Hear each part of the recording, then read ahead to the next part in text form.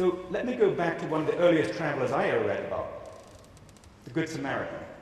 The Good Samaritan in biblical times was the person who was the wayfarer and who did good to the person he saw along the way, even the individual who he did not know. And that's who you are. And I want to make this distinction very clear. A movement is something that comes from within, and it transmits outward. A program is something someone out there designs and delivers. So I really want to stress the point that the power, if you like, of ecotourism has been this natural upwelling of feel good and do good. That's what philanthropy is. It's to make the world a better place as a result not just of your tourist dollar, but of your tourist behavior and what you leave behind. All right, the downside. There's still little stratification in our markets. There's still very little distinction between the mass tourism, which admittedly still is a problem, and the ecotourist market. If you look particularly at the coast, big high-rise hotels and small ecotourist hotels are scrunched up together. Good tourism planning surely would require that you have some stratification, some differential in payment, some differential in the enjoyment of visitors. And so that larger scale planning is a very important part of what the national planning agencies have to contribute. Then, wildlife. We're still based largely on the wildlife industry. There hasn't yet been much diversification onto other themes, but it's beginning to happen. And that's what I think you, the Traveller Philanthropy, can do, to continue to drive this expanding tourism industry beyond lions and cheetahs, beyond wildlife to biodiversity, to landscapes, to history, to culture, to homestays, and so on. That will increase the overall capacity of our tourist industries in East Africa by at least 3 to 5-fold.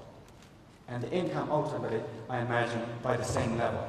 It will distribute the revenues more widely and more equitably as a matter of natural course and not even by design. That again is a role that you, the industry, can play.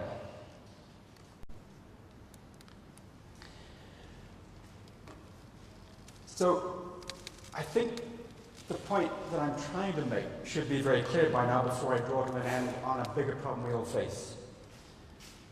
Creating communities is not philanthropy.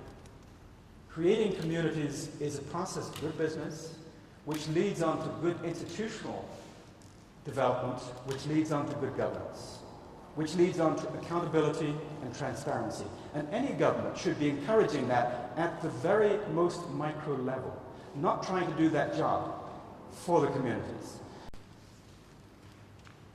Now this is where I want to finish off once again with the community. There is no solution to climate change and the enormous impact it's going to have on our biodiversity in the future unless we link up our parks. And the only way to link up parks is through those community entities like the South Rift Association of Landowners, another big one developing in northern Kenya and so on. Then all of our activities, whether it's people who want to buy carbon credits, whether it's people who want to alleviate poverty, can work through those institutions which are beginning to emerge. So I leave you with this message. You've already done a great deal more invisible good than you will ever realize. And you've entered an arena of creating governance on the ground, which is the starting point of institutional development. How are you going to continue making that into a good positive force for development, rather than having it stuck where it has in many cases as simply wildlife associations, which inevitably mean a tussle between the tour operator and the local community? Thank you.